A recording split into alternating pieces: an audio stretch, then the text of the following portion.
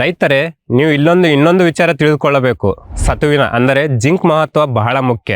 ಬಹಳ ರೈತರು ಮೆಕ್ಕೆಜೋಳ ಬೆಳೆಯಲ್ಲಿ ಯೂರಿಯಾ ಜಾಸ್ತಿ ಹಾಕಿ ಜಿಂಕ್ ಅಂದರೆ ಸತುವನ್ನು ಬಹಳ ಕಡಿಮೆಗೊಳಿಸ್ತಾರೆ. ಇದರಿಂದ ಬಹಳ ನಷ್ಟ ಆಗುತ್ತೆ. ಅದಕ್ಕೆ ಯೂರಿಯಾ ಜಾಸ್ತಿ ಹಾಕದೆ ಜಿಂಕ್ ಯಾವಾಗ ಬೇಕು ಅಂದರೆ ಸತು ಯಾವಾಗ ಬೇಕು ಆವಾಗ ಹಾಕಿದರೆ ಬೆಳೆ ಕೂಡ ಚೆನ್ನಾಗಿ ಬರುತ್ತೆ.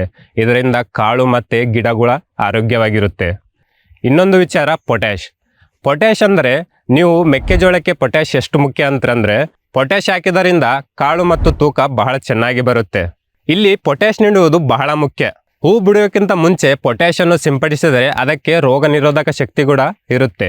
ಇನ್ನು ರಸಗೊಬ್ಬರ ವಿಚಾರಕ್ಕೆ ಬಂದರೆ ಪ್ರತಿಯೊಬ್ಬ ರೈತರು ಗೊಬ್ಬರವನ್ನು ಬೇರಿನ ಬುಡದಲ್ಲಿ ಹಾಕುತ್ತಿದ್ದಾರೆ. ಇದರಿಂದ ಅದು ಸಂಪೂರ್ಣ ವ್ಯರ್ಥ ಆಗುತ್ತೆ. ನೀವು ಮೆಕ್ಕೆಜೋಳದ ಬುಡದಿಂದ 3 ಅಥವಾ 4 ಇಂಚು ದೂರದಲ್ಲಿ ಹಾಕಿದರೆ ಅದು ರೂಟಿಗೆ ಹೋಗುವ ಸಾಧ್ಯತೆ ಇರುತ್ತೆ. ಇದರಿಂದ ಮೆಕ್ಕೆಜೋಳದ ಗಿಡಗಳು ಆರೋಗ್ಯವಾಗಿರುತ್ತೆ.